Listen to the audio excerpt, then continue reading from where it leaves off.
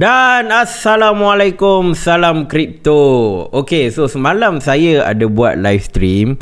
And dalam live stream tu ada yang bertanya pasal isu DCG dan juga Grayscale. Dan saya, kalau tuan-tuan puan-puan follow saya dari sejak tahun 2020 kan, 2021, saya ada cerita tentang efek Grayscale effect terhadap price action Bitcoin. Alright.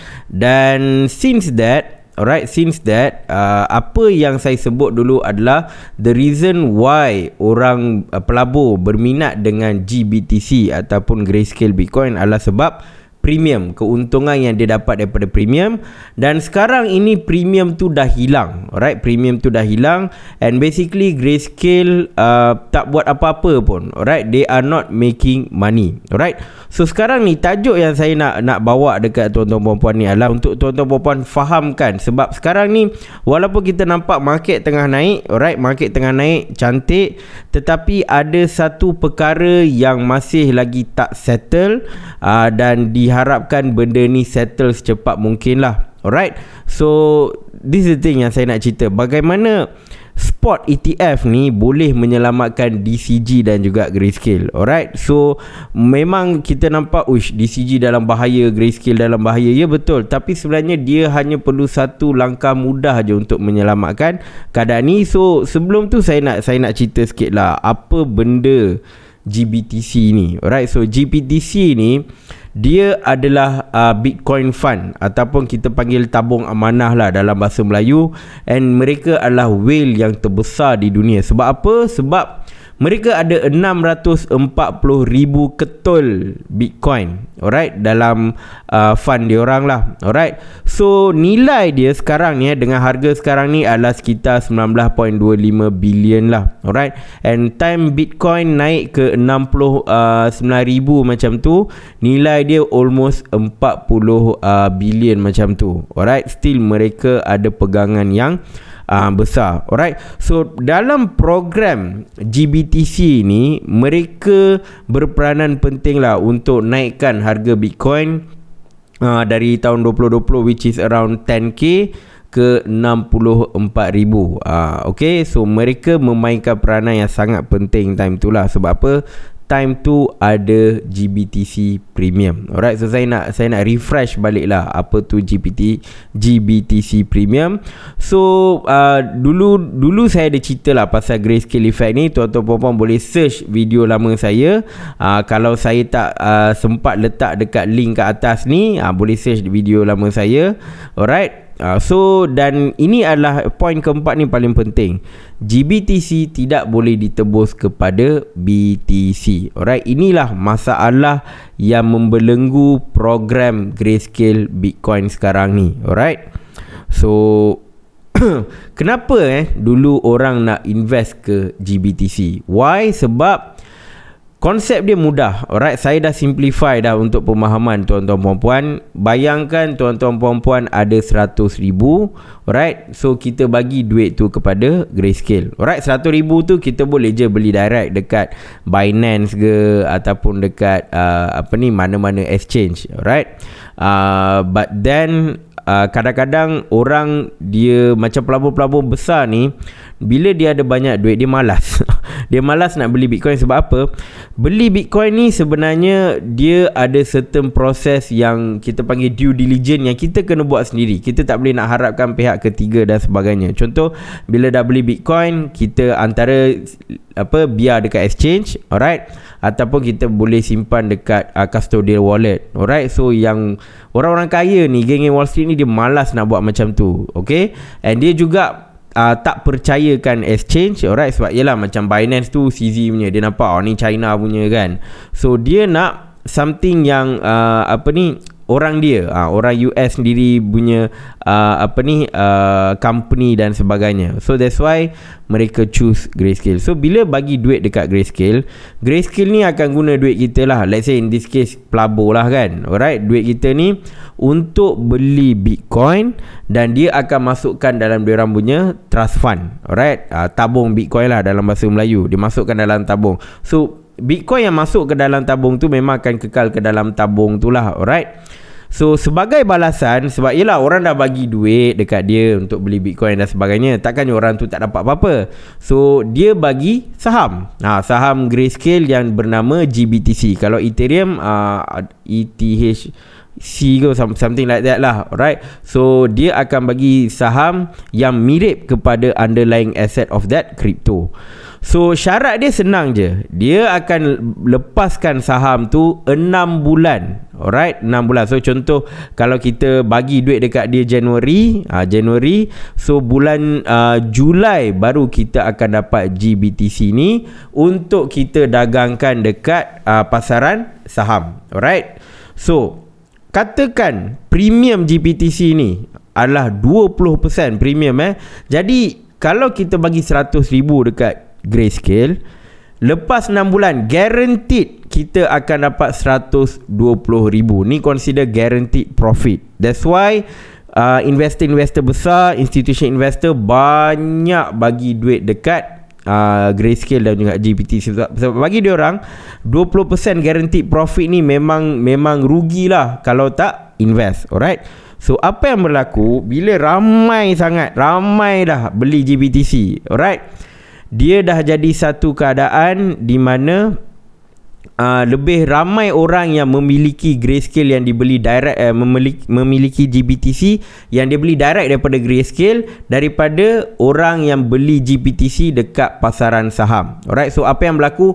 Oversupply. Bila jadi oversupply, dan harga GBTC yang dibeli dekat pasaran saham tu jadi lagi tinggi daripada harga GBTC yang dibeli direct daripada Grayscale. So premium pun jadilah diskaun. So bila premium jadi diskaun, orang rasa macam rugilah. Takkannya macam contoh kan, bila ada premium kita bagi 100,000 dapat 120,000. Bila jadi diskaun kita bagi 100,000 lepas 6 bulan jadi 80,000. Memang taklah orang nak invest dalam Grayscale dan juga GBTC. Jadi apa dia buat? Dia dah nampak okey, sistem ni dah kena kacau, right? Jadi dia pun berhenti mengambil duit pelabur. Dan juga dia pun dah tak isu lagi dah GBTC, sebab dia tahu kalau dia buat lagi benda ni dia akan jadi oversupply of GBTC dekat pasaran saham tu, and memang takkan dapat that premium lah. Alright, so that's why sekarang ni GBTC ni sekarang dah tak buat apa-apa unlocking. Okay, so next, ni kenapa Grayscale nak ETF sangat ni? Okay, yang pertama, GBTC ni dia adalah macam tabung amanah. Alright, dia tak ada kawal selia di bawah SEC, and dia tak dapat nak redeem balik, tak dapat nak tukar balik kepada Bitcoin. Okay, ETF boleh redeem. Alright, that's why dia nak shift. And kita kena faham juga ETF ni adalah industri yang sangat besar. Sebab ETF pun yang perkenalkan ni adalah BlackRock kan. Kita pun faham BlackRock ni adalah antara institution yang mengawal dunia. Alright, so jadi bila dia tukar kepada ETF, dia boleh tarik lagi ramai pelabur besar untuk invest ke Bitcoin ETF. Alright, spot ETF. Okay, yang Bitcoin futures ETF ni Grayscale tak nak. Sebab apa? Dia bukan aset sebenar. Dia hanyalah kontrak yang berdasarkan kepada Bitcoin yang akan ada tarikh luput. Alright, maksudnya kontrak itu bila dah lepas tarikh luput tu, kontrak itu dah tak valid lah. Alright, so that's why bagi dia rasa no point dia nak buat BTC on futures. Tetapi kalau BTC spot, dia bolehlah hold selama yang boleh. Alright, so that's the reason dia nak convert daripada GBTC kepada ETF. Alright, so apa yang akan berlaku kalau SEC luluskan Grayscale Bitcoin ETF? Sebab inilah penyelesaian dia. Alright, so GBTC ada dalam 850,000 pelabur, and kalau diorang boleh buat program ETF ni, pulangan dia, jangkaan dia dalam 8 bilion. Alright, and premium GBTC yang tak ada ni akan kembali. Sebab apa? GBTC ni sekarang orang boleh tebus dengan Bitcoin. Contoh macam sekarang ni orang yang last batch beli GBTC ni, diorang sebenarnya rugi sebab lepas 6 bulan apa berlaku, premium dah jadi diskaun. So bila dia minta balik BTC dia, Grayscale kata tak boleh sebab ini adalah trust fund. So saham GBTC tu tak boleh ditukar kepada BTC. So kalau benda ni redeemable, premium tu akan kembali. Sebab apa? Sebab supply GBTC tu akan kurang. Sebab bila orang dah nampak okey, GBTC boleh tebus dengan BTC, so diorang akan beli GBTC and diorang akan tebus kembali kepada BTC. Dalam keadaan ini dia akan kembalikan premium. Alright, so bila dia ada mechanics redeemable ni, bila mana dah nampak okey, dia dah start ke discount, so mereka boleh buat program untuk beli balik GBTC ni dekat share market, so that premium itu dapat dikembalikan. Alright, kalau mereka teruskan juga, memang akan ada oversupply of GBTC and susah nak kembalikan premium. The only way untuk kembalikan premium adalah orang beli GBTC tu. Kenapa orang nak beli GBTC? Sebab kalau dia beli GBTC, dia tahu dia boleh tebus balik BTC dengan harga yang lagi murah. Sebab apa? Sebab GBTC yang ada dekat share market tu lagi murah. And bila ramai beli GBTC dekat share market, harga dia akan naik balik. So that's the strategy. And of course, bila investor ni dia park Bitcoin diorang dekat Grayscale, diorang kena bayar yuran. Alright, so yuran untuk GBTC under trust fund ni lebih mahal. Kalau ETF, yuran dia akan berkurangan. Alright, so bila perkara ini berlaku, anggaran untuk DCG untung adalah sebanyak 700 juta. And dia bolehlah selamatkan Genesis, dia punya satu lagi company ni yang buat program lending, Genesis, and dia boleh bayar balik pelabur-pelabur dekat Gemini Earn ni. Alright, so solution dia sebenarnya mudah je. Alright, luluskan Grayscale Bitcoin ETF.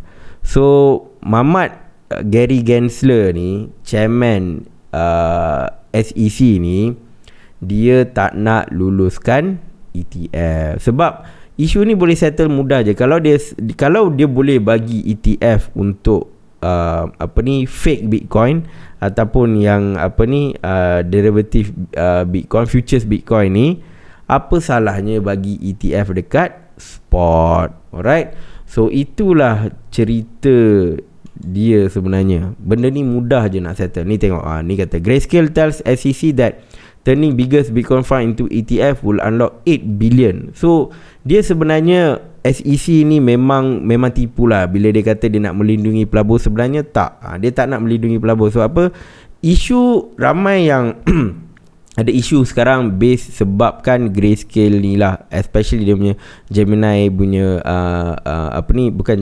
Genesis trading dan sebagainya. So dia ada banyak anak-anak syarikat yang perlu diselamatkan, termasuk Luno. Luno pun adalah anak syarikat di bawah DCG. Alright, so kalaulah spot ni diluluskan, masalah ni akan settle, tuan-tuan dan puan. Alright, okay, it's a very simple solution for a big problem, tapi dia terletak di tangan satu orang ni yang bernama Gary Gensler. So kalau kita tengok dekat CoinGlass ni, kita boleh tengoklah kripto yang di bawah Grayscale investment ni, yang mana kalau kita tengok Bitcoin lah, kita just fokus Bitcoin je. So ini yang diorang ada, nampak dalam 653, sekarang berapa, dalam 630k lah. Alright, ini adalah pegangan Bitcoin yang mereka ada, sangat banyak. And ini adalah premium yang saya duk cerita. Kalau tuan-tuan pun tengok ni, diorang dah start sejak 2015. Alright, memang premium dia tinggi, 40%. Market price ni adalah harga di pasaran. Holdings ni adalah harga yang bila orang tu beli dengan Grayscale. Alright, so nampak, kalau beli tahun 2015 lah kan, kalau beli dekat Grayscale, harga dia GBTC ni 0.25. Alright, so bila lepas 6 bulan dia dapat, dia boleh jual dekat harga 0.35. So maksudnya dia akan enjoy premium rate dia. Alright, always lah, ada yang sampai premium pernah berapa ni, 99%, 100% pun ada. Maksudnya 2 kali ganda. Ni pada tahun 2017 punya bull run lah. Alright, So apa yang berlaku bila dah ramai yang nampak efek grayscale ni, ramai yang dah mula melabur dan sebagainya, akhirnya premium rate ni jadi negatif. Maksudnya dah jadi diskaun. So nampak tak? Contoh paling tinggi ni bila? Sekarang bulan Disember.